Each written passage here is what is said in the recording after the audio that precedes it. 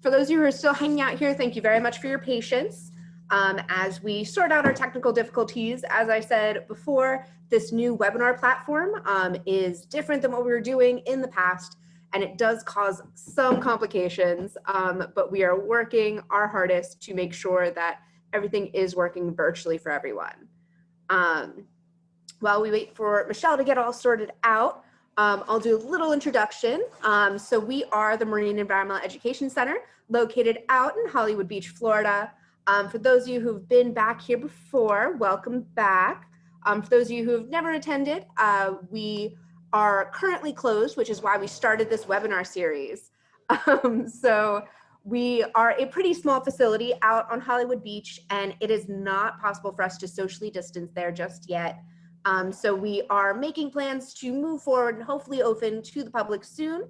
But until then, we want to provide these really cool resources to everyone to make sure that you are able to still learn a little bit and join us in our marine science endeavors. There we go. Oh, so Michelle's fixing her feedback issue, just got that little message there. So it'll just be another minute.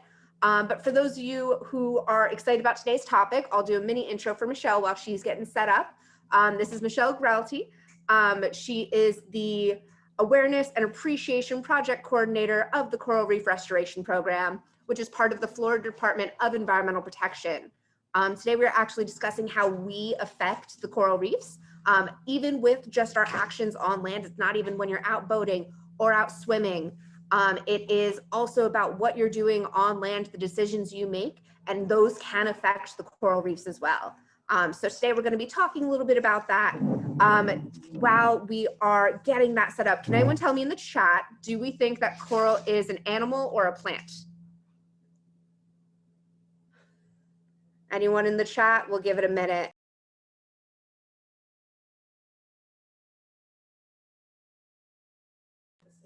We have one person saying plants. What do we think? Oh, there we go. Waterwitch said animal. That is correct. So coral do kind of look like a plant. They are, oops, I think we just kicked Michelle. Let's try this one more time. Promote to a panelist.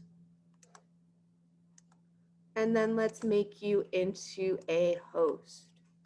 Oops. There we go. Make a co-host. Beautiful.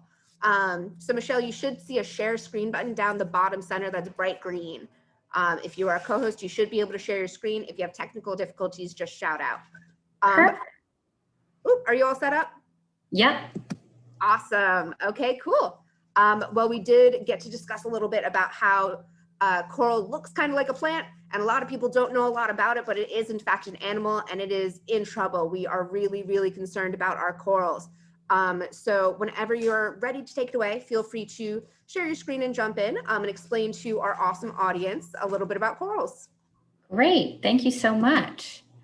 All right, I'm gonna go ahead and click presenter mode on PowerPoint here. So if you can just let me know once it appears in big old screen form.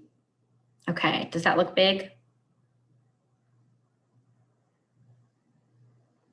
Sorry, yeah, that looks perfect. Perfect. All right, thank you so much for everyone for your patience today. Today I'll be presenting about rivers to reefs and really understanding the connection between among all of these different great ecosystems that we have right at our back doorstep here in South Florida. So first, if you want to go ahead and drop in the chat box what you think a watershed is. So here's a diagram of a watershed, but tell me what you think makes up a watershed. Let's see, I'm trying to see each other. Is there a way that I can see the chat, or can I not see it from? Yeah, if you go to the top of your screen, there should be a view options that you could drop down, and then there should be a chat option. Ooh, okay. And then a little chat box will just float on your screen, but we won't see it, so you can have it wherever you need it. Ah, gotcha. Okay, great. All right, so So a watershed is an area of land that drains to a common endpoint. So right here in South Florida, you're looking at the Lake Kissimmee to Lake Okeechobee to the Everglades watershed, also known as the KOE watershed. And all of that water flows through there, starting at Lake Kissimmee to Florida's Coral Reef.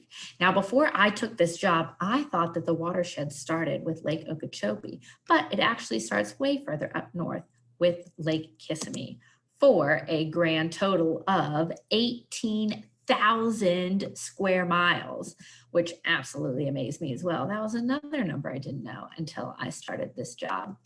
And so here in South Florida, we have a really unique hydrologic system. So this watershed formed over 5,000 years ago, way before we had our Miami hurricanes and our Miami Marlins. But the Seminole people called this area of the Everglades the Paheoki, which means river of grass in their language. And before Florida underwent a lot of development, there was a wide variety of flora and fauna in the area, and it was actually a nutrient poor system. So picture, have you ever had like really watery soup and all you can taste is maybe a few vegetables here and there, but it doesn't taste like much? That's kind of how the Everglades were. So much water was pretty much overpowering all of the nutrients. And so there weren't many concentrated nutrient areas, and there was an abundant water supply as well. But now, But now here in South Florida, our hydrologic system looks a lot different. So now we have a lot of man-made structures and canals and things like that that divert the water to other places. So in the past, the water from Lake Kissimmee and Lake Okeechobee was flowing down through the Everglades and out into Florida Bay and out to the east to the ocean. But now the water flows are very different from what they used to be. And so we're seeing the watershed has pretty much shrunk to an area that's half its original size. And it's a very nutrient loaded system. As you can imagine, now the nutrients are a lot more concentrated in a lot fewer waterways. And we also have reduced freshwater flows and water supply in this region too. And now we have species that are also threatened with extinction because their environment has completely been turned upside down. And so today we're going to be focusing on the connection from rivers to reefs. So here's an aerial shot of Miami here. And on the right, you can see all the different connections. So the Everglades are connected to Biscayne Bay, but the Everglades are also connected to Florida Bay. And so the Everglades are an area of brackish water. So that's where fresh water meets salt water. Biscayne Bay, of course, mostly salt water, but Florida Bay is also more of an estuary too. So you've got that mixing of salt and fresh water. And then Florida's Coral Reef, that's all salt water along the coast. And of course, the open ocean is all very salty as well. So here in Florida, we have an extensive coral reef that is over 350 miles long, which is like driving from Miami to Jacksonville. So go ahead and pop in the chat if you've ever done that drive from Miami to Jacksonville. I've done it multiple times, and boy, is it long. So the reef stretches for over 350 miles. It starts up here at the St. Lucie Inlet in Martin County, and then it hugs the coast and goes past Fort Lauderdale, past Miami, all the way down past Key West to the dry Tortugas, which are that hot pink area out there in the left.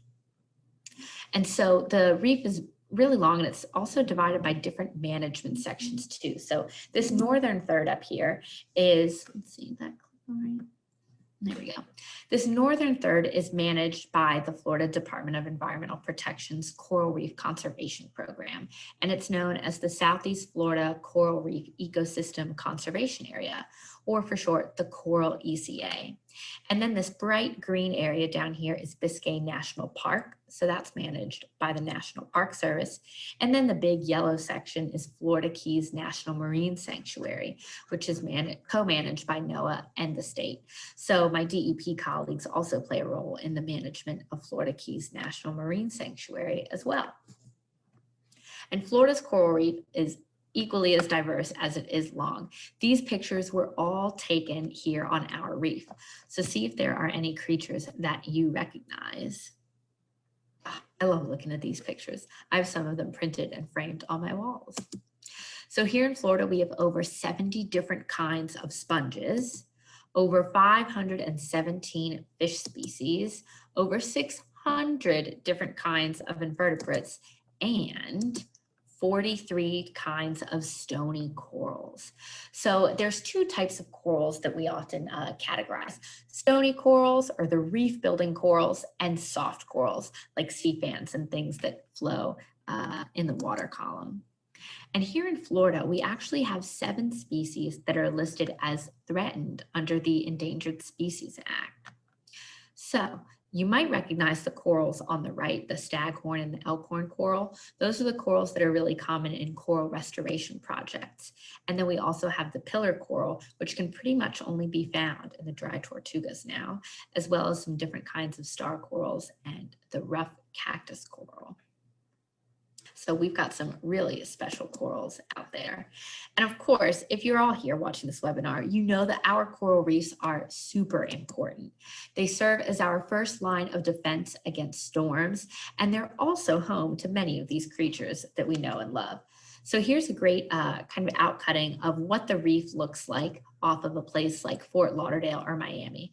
So you've got the mainland all the way to the left, the intracoastal waterway, and then an area like South Beach, and then the wide open ocean. And you can see in this diagram here that we've got 3 different sections of reef. So in the northern section of the reef, the part that DEP manages, the Coral ECA, we've got 3 distinct reef lines. And then as you get into the Keys, it's more patch reefs. So this is what the reef looks like up north. And we also know that our reefs are super important for coastal resilience and protecting our businesses and our homes right here on the coast. So a study that came out a few years ago found that healthy coral reefs help dissipate 97% of wave energy that would otherwise be eroding our shore. So if you've got a healthy reef, like you can see in the top diagram, you're only feeling 3% of wave energy when you're laying there on the beach, which I think is crazy to think about. And thankfully, someone documented all of these crazy great impacts. This study done by the U.S. Geological Survey found that Florida's coral reef annually provides $355 million in flood protection benefits to buildings and protects nearly $320 million in economic activity. And that's annual, that's just every year. So if we look at this map closely here, I know it's a bit tough to see with the colors, but on the left map, if you're looking for the dark purple areas, you'll probably see them between Fort Lauderdale and Miami here. That's where the greatest amount of economic activity and the greatest number of buildings are being protected by reefs. And then if you go over to the map on the right, that shows the population numbers that are protected by the reef. So again, you'll notice those darker purple colors around Fort Lauderdale and Miami. And then again, if you move down the reef, you can see the Key Largo area and the Key West area and up by West Palm Beach. Those areas are all darker purple too. And those are all of our coastal communities that benefit from this reef protection. So our reefs are very important for protecting our economy, but they also provide direct economic benefits. So we've got commercial fishing, recreational fishing, and that means food for you and me. Coral reefs can also kind of be thought of as like a backyard medicine cabinet. There are lots of different drugs that are already on the market that were derived from coral reef organisms, things that are used to treat cancer, things that are used to deal with inflammation and pain, all come from reef organisms. So it's really neat to think of all the different possibilities that we have out there with future research. And of course, our coral reefs are a big tourism draw as well. And part of what keeps our beaches so pristine, right? Mitigating that wave energy that I talked about earlier. So here in South Florida, the reef is estimated to annually support over 71,000 jobs and generate $6.3 billion in local sales and income in the 5 counties that border the reef. So just out of curiosity, if you want to go ahead and type it in the chat, does anybody here not live in one of the 5 counties that border the reef? Do we have anybody from elsewhere in Florida? Oh, I see a question here. Are commercial fishing methods safe for around coral reefs? So things like dredging are not safe for coral reefs because the net is dropped to the ground and then dragged across the ocean floor or the reef surface. So that can be really risky. But NOAA Fisheries develops lots of fishing regulations for all commercially relevant species to make sure that to make sure that the impacts on the reef are at a minimum. And a good way that you can check if the seafood that you're eating is sustainable, which is something I'll talk about later on today, is to check out the Seafood Watch app that's created by the Monterey Bay Aquarium. Oh, I'm originally from Maryland. Oh, so fun. Great. All right, we'll keep going here. So Florida's coral reef is also under a lot of stress, and I'm sure we can all relate to that right now. So here in Florida, in addition to local stressors, we've also got a lot of global stressors that are affecting our reef. Climate change is increasing the frequency and severity of extreme weather events like hurricanes, which can quite literally break apart the reefs. Rising sea surface temperatures can also cause coral bleaching. So when the water is too hot for too long, the corals get really stressed and they release the symbiotic algae that they rely on for food and the algae that give them their color. So that's why the corals appear white when they bleach. So on the right here, you can see a map product that's created by the National Oceanic and Atmospheric Administration, or NOAA. And this demonstrates the different degree heating weeks.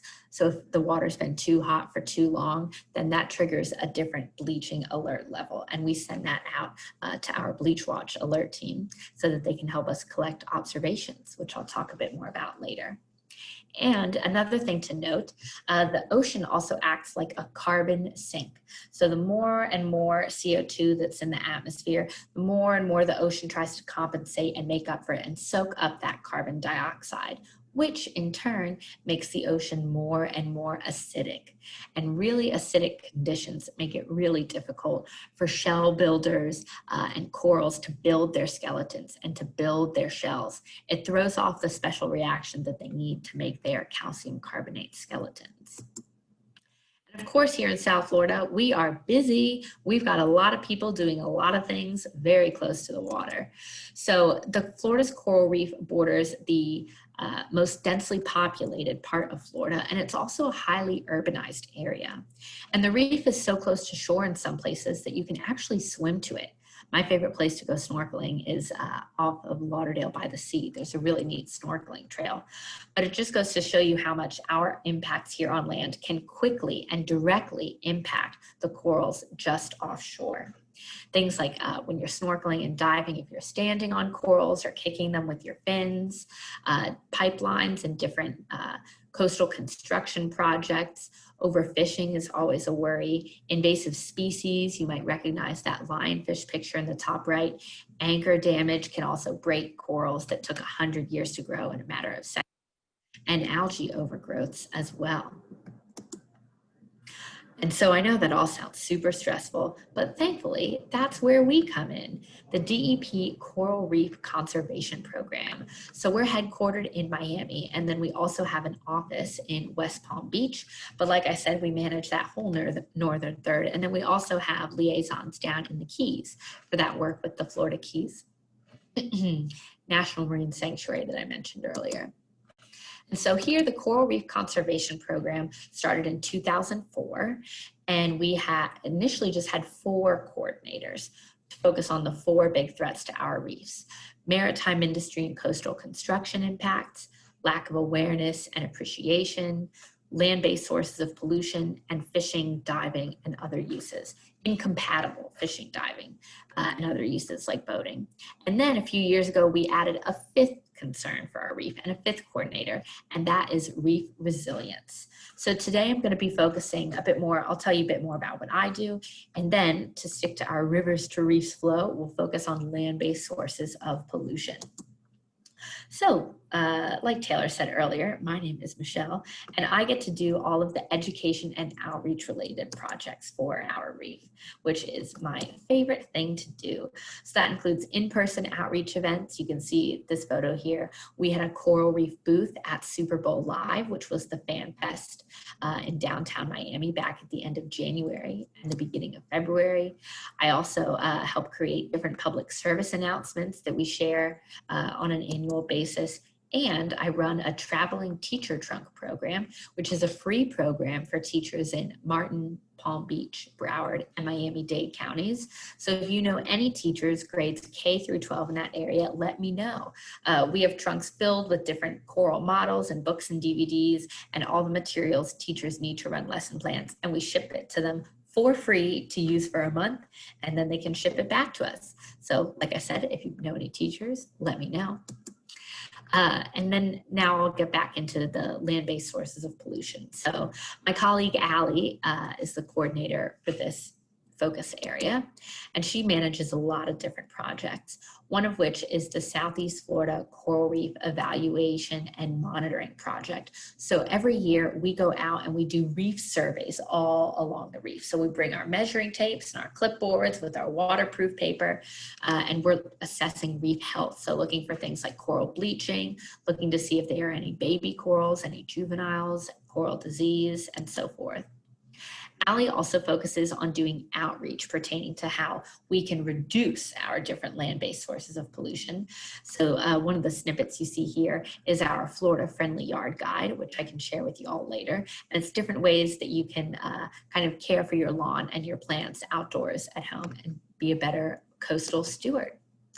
And lastly, something I'll be talking about a bit more today is a new product that we came out with about a year ago, and it is a Best Management Practices Manual for low impact development and green infrastructure. So it includes a lot of different tools that you can use as a homeowner, perhaps on a homeowners association, for development and so forth, for low impact development and green infrastructure.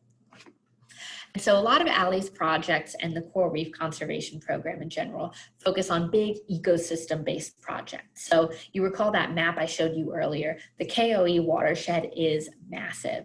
And so that means that we need to be thinking really long-term and really on a broad scale if we're gonna maintain good water quality here in South Florida for our reef. So we do monthly water quality sampling at 27 different sites along that northern third every month. And DEP also reviews its water quality standards regularly. And then stakeholder engagement is super important too. So if we want to improve our water quality or just maintain our water quality, it's important that people know where we're at and where we want to go, right? So in the Florida Keys National Marine Sanctuary, they're undergoing a process called the Restoration Blueprint as they're editing their management plan.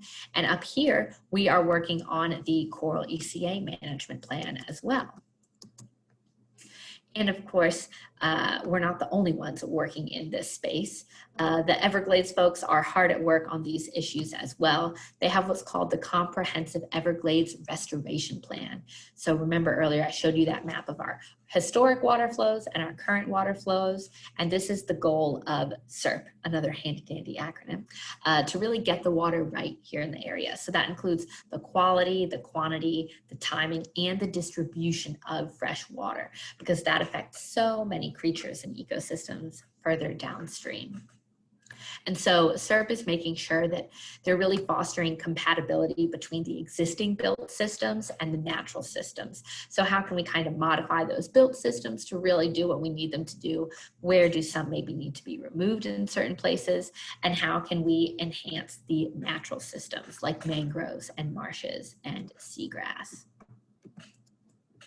And so now we're going to dig a bit more into understanding land-based pollutants and how they get to the reef in the first place. So here in South Florida, these are the, let's see, 1, 2, 3, 4, 5, 6, 7. These are the 7 big land-based pollutants that we measure during our water quality sampling. So nutrients, sediments, turbidity affects water quality, biocides, metals, hydrocarbons, and even pharmaceuticals. And then on the far left-hand side, you can see the different pathways that all of these pollutants get to the water. And they get to the water through inlet contributing areas. So inlets serve as a vector for pollutants. So you can imagine, let's say you've got some pollution on the road. It rains, the rain floods through the storm drain, which is directed to an inlet, which is directed out into the ocean. And so we've got a picture of one of our inlets here in South Florida. On the right here, and you can see that it's not quite a easy breezy, nice ocean and then dark polluted ocean, right? We've got the ebb tide plume moving south along the beach, and then it spreads offshore. So water is always moving, right? So it can make it challenging sometimes to model what we think certain systems are going to do or how they're going to behave. So here in Florida, we have 9 different inlet contributing areas, which we call ICAs. So if you want to take a moment to find where you live on this map, let's see. Okay, I just found where I am. Or if you don't live in this area, perhaps an area that you've visited before, and see which inlet contributing area you line up with. So in order to understand water and how pollution loads move in Southeast Florida, these ICAs were created with guidance from the South Florida Water Management District, which is another arm of the Florida Department of Environmental Protection. And so for the Coral Reef Conservation Program, we have a long-term goal of creating watershed management plans for these different ICAs. And so I'll walk you all through a quick little example here of the Boynton Inlet, which was selected during a watershed prioritization workshop for some initial projects. And so we created, with input from our partners, management recommendations to reduce fertilizer use in the Boynton ICA. So in these ICAs, you can look at different maps, different GIS products to see how different land is zoned. So you can see, there's a lot of residential area in this inlet contributing area, or, there's a lot of agricultural land and so forth. And you can make appropriate recommendations based on those findings. So in the Boynton ICA, they also recommended septic to sewer conversions, different storm watershed management approaches, and they were able to publish this collaborative plan.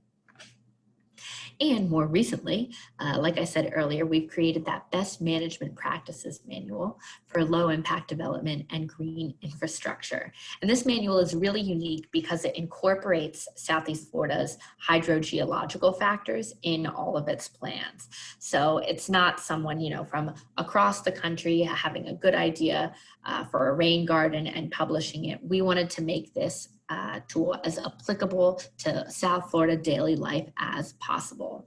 And our target audience includes city and county planners and members of the public like yourself. And of course, successful implementation of these different ideas really depends on public acceptance, right? And so that's what makes public education and webinars like these such an important part of the process. And if you're interested in checking out this manual, feel free to send me an email and I can send you a link. It's really easy to find on our website. Here's an example of a rain garden that is on top of the children's court here in Miami. And we've got a really great companion tool with this BMP manual. So it is a matrix. It's just a one-page document, super easy breezy. And you can look at the different benefits provided by certain options. You can see if it's applicable for your site, perhaps for your neighborhood. And you can also look at the different implementation considerations as well. So how much is this going to cost? How regularly do I need to maintain it and update it and so forth? So it makes it very user-friendly. So back to the watershed connections, South Florida is one of the wettest areas of the country, but we still get droughts, which was something that shocked me when I moved here from Maryland. And 90% of our water here in Florida comes from groundwater, which is primarily recharged by rainfall. So you can imagine if we haven't had much rain, we're not going to have much water. And by 2025, which is very soon, South Florida's demand for fresh water is projected to increase to 4.3 billion gallons per day. That's a 22% increase over today's use. So it's really important to be water wise. One of the ways that you can check out how you're consuming water is with the South Florida Water Management District's Water Conservation Calculator. So this is a really neat tool that you can use to see how much you're currently using and to see some different options and choices that you could make, different switches you could make in your house or apartment to alter your water consumption. Another way that you can be water wise is to create a Florida friendly yard. So Florida Yards and Neighborhoods is a public education and outreach program for homeowners. And it was started by the University of Florida IFAS extension. And it's offered statewide. They have, I'm trying to remember if the Miami-Dade County and the Broward County representatives are different or if the same person covers the whole region. I can't quite remember, but these people are a great resource for you if you have any lawn and gardening questions here in Florida. And so I'll go over a few of the different ways that you can achieve a Florida-friendly yard today. One of these, of course, is understanding the impacts of your fertilizer. So nitrogen and phosphorus are some of the nutrients that can cause algae blooms, which can settle on the surface of the water and then block the sunlight that those corals need for their special algae to photosynthesize and create food. Fish kills can also be caused by algal blooms, which in turn can take out even more oxygen of the water, which some of you might have heard about with the recent Biscayne Bay fish kill. And they also take away key herbivores that keep the algae populations low out on the reefs. And so when we get heavy rains, if you've just fertilized, you can imagine that that heavy rain will drag all of the fertilizer that hasn't had a chance yet to be soaked up by your plants out into your inlet contributing area and out to Florida's coral reef. So it's really important to make sure that you're timing that fertilizer just right, and that you're also planting the right plants in the right places so that they don't need as much fertilizer. We also suggest that people create their homemade compost mulch and to leave grass clippings on your lawn after mowing. This kind of acts as a natural fertilizer that can retain moisture. And another neat tip that I learned recently is if you need to wash your car at home, it's best to actually pull the car onto the lawn so that your lawn can soak up as much nutrients as it can before all that soapy, sudsy, dirty water gets flooded in, or gets rinsed rather into the storm drain on your street. Let's see. Oh, I already got ahead of myself. I already said some of these hot tips. Great. So another thing to keep in mind when you're at the store is to avoid the weed and feed products that have fertilizers and herbicides. So I'll go a bit more into herbicides later. And then you also want to make sure when you're fertilizing that you're irrigating with 1/4 inch of water to move fertilizer just below the soil surface so that they can get to the roots. And of course, as you can imagine, overwatering causes fertilizer to move past the root zone and into the groundwater or onto your sidewalk and into the drain. So pesticides have a different goal than fertilizer, of course, and also have different impacts. So the chemicals in pesticides can disrupt coral reproductive cycles and the settlement of coral larvae. And some pesticides have even been found to cause coral bleaching, like you can see on the pillar coral here at the right. But thankfully, there are many different ways that you can manage yard pests responsibly. So I was surprised to learn that over 99% of all insects are either beneficial, harmless, or don't significantly damage plants. It was the beneficial part that surprised me, since I sure do hate mosquitoes. But you can contact your local University of Florida or IFAS extension agent to help you identify any insects. So if you've got a pest out there, take a picture and send it to them. And here, oh, click too soon. Here are some examples of some beneficial insects that you might be seeing in your yard at home in Florida. And of course, like I said, there are many different ways that you can manage yard pests other than spraying them with pesticides. There's insecticidal soap and horticulture oil. These are the least harmful to both pets and wildlife and us as well. And it's also really helpful to eliminate areas of standing water to reduce mosquito breeding grounds. I know my sister, she has a big succulent pot outside, but all the water never drains enough. And so she's just got this standing inch of water on the pot that can easily be a mosquito breeding ground. And then it's also important to remember that pests thrive in decaying matter. So you want to make sure that you're removing any debris or dead organic material on a regular basis. And lastly, I'm going to talk about herbicides. So we recommend using herbicides really sparingly. Something that you can do to help minimize weed growth is using layers of mulch. And mulch also helps retain the moisture around your flower beds as well. Let's get one. Oh, there we go. So those are some of the different ways that you can be water-wise at home and in your yard. And now I want to focus a bit more on things that you can do even if you're at the beach or perhaps just inside your house. So DEP has a marine debris reporting and removal program, and we use these different reports to plan both shore-based cleanups and underwater reef cleanups. We paused our 2020 underwater reef cleanup. We usually do it in the summer, and we're trying to see if it's possible to do it this fall, given certain restrictions. So we'll keep you all posted, but you can follow this website to check up on our schedule for different cleanups in the area. And we've got those exciting 2019 stats below. So we're really looking forward to bringing this event back as soon as it is safe. So first, I want to go over our different water warrior methods, and then I'll go broadly, a bit more broadly into some other ways that you can be a coral champion. So if you want to go ahead and type rather, let's see if I can pull up the chat box. If you want to go ahead and type in the chat box something new that you learned today, or something that you think you could apply in your daily life to be a water warrior.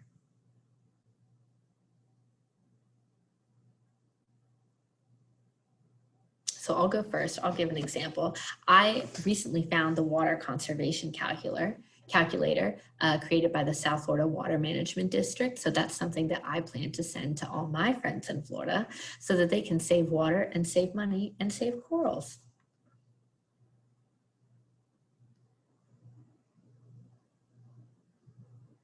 Oh, yay. I'm glad you learned something new, Brianna.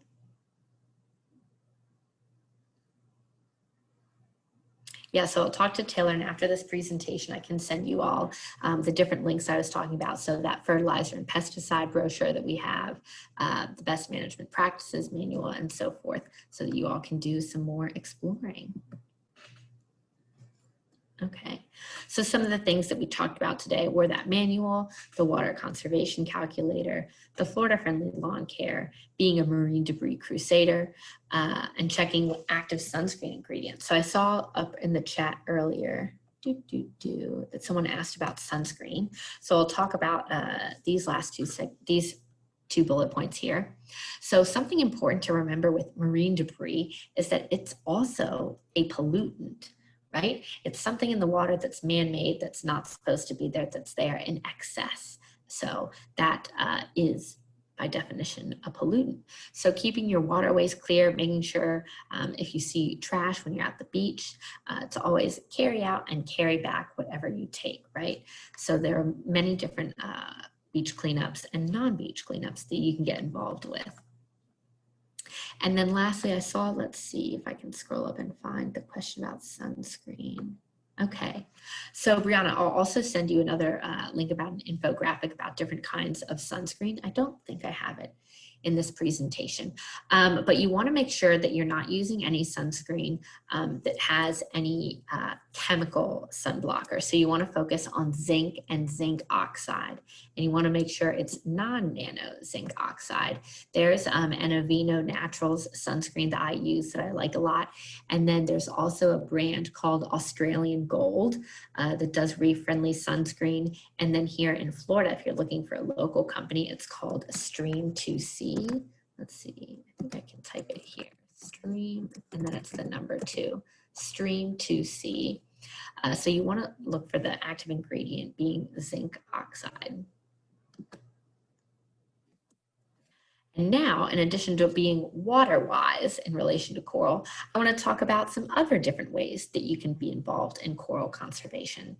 So if you are ever out on the water or out on the beach here in South Florida, you are automatically a member of the Southeast Florida Action Network. So this is a community-based reporting and response program for marine incidents that affect our coral reef. So if you're fishing, if you're diving, if you're walking on the beach and you see something funky, we want to know about it. Like I said, 105 miles, that northern section of the reef, is a lot to manage, and we can use all the help we can get. So if you see anything like vessel groundings, maybe you're snorkeling and you see an anchor down there, something smells fishy, it could be a fish kill, let us know.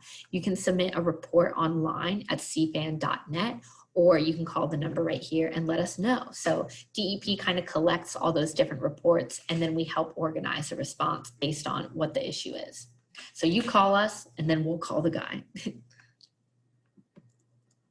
Always makes me think, what's that comedy sketch? It's like, tell him to tell the guy to tell him. That's CFAN for you. We'll help figure everything out. So earlier today, I was talking a bit about the importance of sustainable seafood. So with fish kills, right? If we have a fish kill, that means we're getting rid of key herbivores that help eat all the algae that can smother corals. In addition to herbivores, we want to make sure we're having a nice, healthy balance of fish and creatures out on the reef, right? So the Seafood Watch program is a great way to check whether or not the seafood you're eating is harvested sustainably. So that means they're not catching more than they need to, and their catching methods are also not degrading the environment, like one of our attendees was asking earlier. So it's really easy. They divide it into 3 different categories: best choices, good alternatives, and avoid. And they divide it based on the region that you live in the United States. So I use the Southeast consumer guide, and they update these every 6 months. So January to July, and then July to December. And there's a handy dandy app that you can use too. Again, just search Seafood Watch wherever you download your apps. And they even have a sushi guide, which I think is super helpful too. And then since MEEC is in Broward County, I figured I'd highlight some of the different Broward County recycling regulations. So reduce, reuse, recycle, right? But sometimes people like to reframe it as, reuse whenever you can, reduce is the main goal, and then recycle when you have to, right? Because it's really hard. I know my building in particular where I live had paused recycling during COVID. And so I've gotten really creative as I've noticed, certain cans like that pile up. Okay, what could I get at the bulk grocery store? What could I buy differently? What could I cook differently to try and reduce my waste here at home?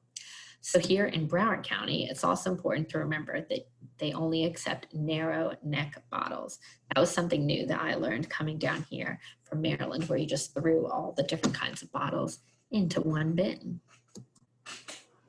Here, I'm not sure if this video will play in Zoom. We'll see. But this is a really handy video about how you can get recycling. Oh, it might work.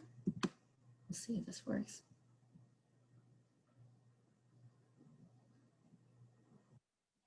You can recycle in your condo, apartment, and townhome community. Place all your recyclables together in one container. Newspaper, plastic, glass, cans, magazines, and more. Without recycling them, let your property manager or association know. To do your part, Broward County will help you get the recycling process started. Contact us today. Recycle at Broward.org.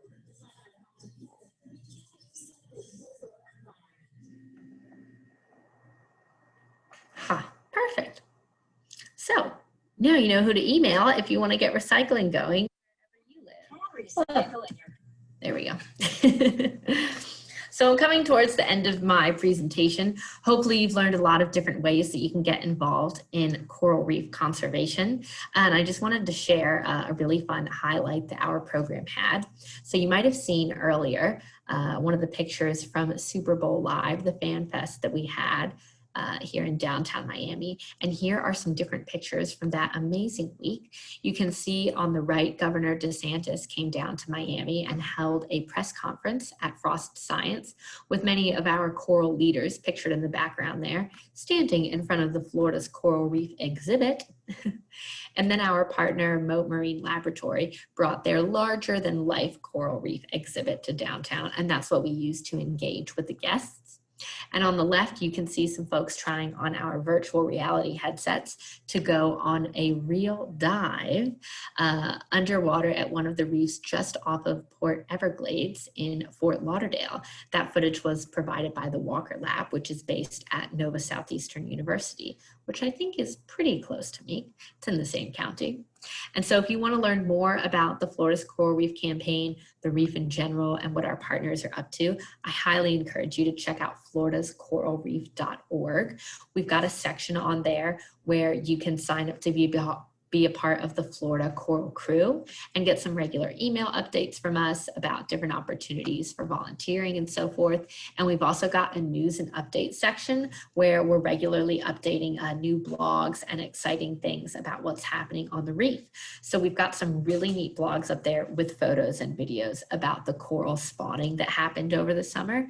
And then we'll also be uploading some new information soon. Let's see, what do we have in our back pocket? I think we're uploading information about a stony coral tissue loss disease probiotic experiment. So definitely keep your eyes tracked on that page. And lastly, oh, just kidding, not lastly, but another neat page that you can check out is Protecting Florida Together. So this is the state's big website all about different water quality issues. And there you can see the secretary is presenting at that press event. And my favorite, if you look really closely, you can see in the tank behind him a massive pufferfish up and to the left above his head. The pufferfish was quite charismatic during the press conference, which was really funny to watch. So that's a neat resource that you can explore as well. And lastly, these are the different items we just touched on to be a coral champion that are a bit different from our water warrior ways. So remembering to turn off the lights and save energy, right? What are the different steps that you can take to reduce your carbon footprint? And remembering whenever you're out on the reef not to touch the corals. They're super fragile and they're super ouchy. They can scrape you. Certain coral, like fire coral, can even burn you. So you definitely want a hands-off approach when it comes to observing corals. And if you're ever out on the water or near the water, report any marine incidents you see to CFAN. It's super easy at cfan.net. Choosing sustainable seafood is a great way to keep our reefs in a healthy balance and our oceans in a healthy balance. And of course, reusing, recycling, reducing, whatever order you want to put those three words in is key as well. So I want to thank you all for tuning in today and bearing with me during those technical difficulties. There's my email address if you have any questions for me. And I'll click back to the slide, but I just want to show you if you're interested, we have a citizen support organization called Friends of Our Florida Reefs, and they are currently working with MEEC to fund a new Florida's Coral Reef exhibit at the facility. So definitely check out floridareef.org to learn more about that project and that organization. And so now I am ready for your questions. Okay, so I see here, do I think the South Florida Reef Tract could ever become a national marine sanctuary? So the process to become a national marine sanctuary is pretty extensive. They did bring on a new sanctuary, the Mallows Bay, what's it called? I think Mallows Bay Potomac River in Maryland. And I think that was the first marine sanctuary to be created in, I wanna say in 10 to 12 years. So it's a very long-term process. Right now, we're just focusing on the management plan for the Coral ECA. So that was designated back in, I think, 2018. So that's still pretty fresh and we're working on a management plan for that. So I don't think it will ever be stretched out into a national marine sanctuary.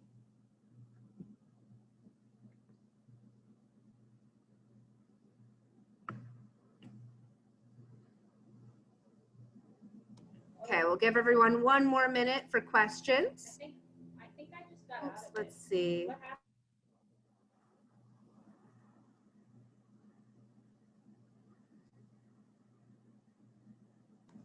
Okay. Well, if you have any more questions, please throw it in the chat. Otherwise, you can always email us at MEEC, MEEC @nova.edu, or take down Michelle's email right there. If we can't answer it and you remember our email, we will send it right along to Michelle because she knows all of the corally things. Otherwise, thank you so much for coming today, everyone. And thank you so much, Michelle, for the awesome presentation. We don't get to talk a lot about corals. We're very turtly focused, so it's always super exciting when we get to talk. Ooh, we have a couple questions, I think. Woohoo! Okay, yeah, I see him here. So let's see, was there a bleaching event this year? If so, what percentage of the corals were affected?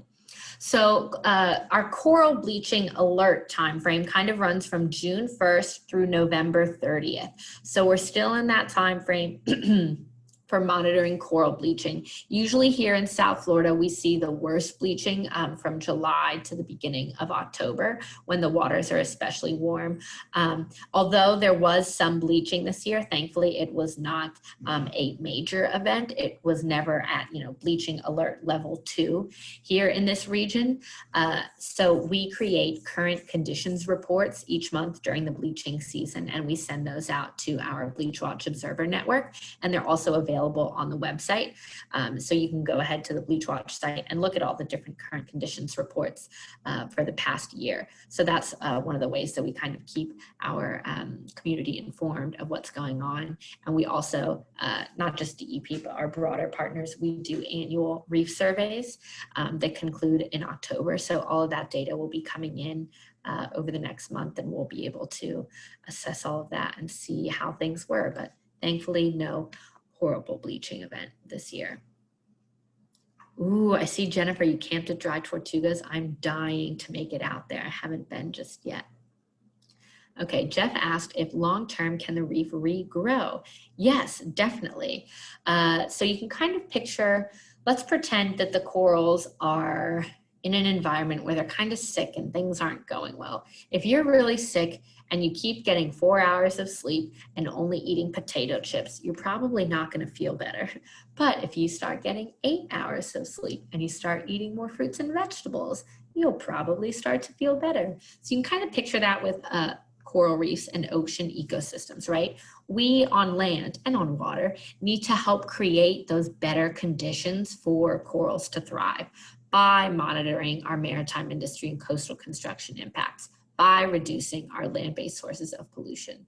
So long-term, the reef can definitely regrow, and restoration is something that DEP is really focused on with our partners here. And so propagating corals on land and in nurseries in the water and outplanting them out onto the reef. What is the #1 needed condition? I would definitely say water quality, because water quality encompasses so many different facets. So water quality includes the turbidity. So if it's super wavy and the waves are crashing, that has the risk of breaking corals, right? Water quality also includes the nutrient levels in the water. It also includes water clarity. So can sunlight get through? And you could even argue that water quality could include the temperature of the water. Is it consistent with the respective seasons and so forth? Yeah, Taylor, that's right. So DEP and MEEC all work with Nova Southeastern University, and they do a lot of great coral restoration work. There's a new story map that I can share with you all that showcases the different coral disease intervention work that NSU has been doing too in this region. Absolutely, yeah. Send us any links or information, and we could, when we post this video, because it is being recorded in case any of you missed the beginning, it takes us a little while to get it back up onto our YouTube channel, but we'll post it. And if you have any videos or anything, just shoot it to me in an email and I'll attach it to the video so people can sort of do their own research as well. Wonderful. Very cool. I do think that's the last question. If anyone is free this Thursday at 3 p.m., we are having another webinar with Laura Palomino. She is our old MEEC friend. She is now currently working at the Biscayne Bay Research Project to do water quality and sort of figure out what's going on in Biscayne Bay and what we could do to help this really awesome area in our South Florida ecosystem. So join us this upcoming Thursday, at 3 p.m. To learn about how you guys can help save one of our local ecosystems. Otherwise, check out our YouTube and keep an eye on our social medias at Seek the MEEC to stay updated with our schedule, when we plan our November schedule and when we post our videos. Otherwise, thank you very much for coming, guys. And thank you, Michelle. Thanks all. Bye, guys.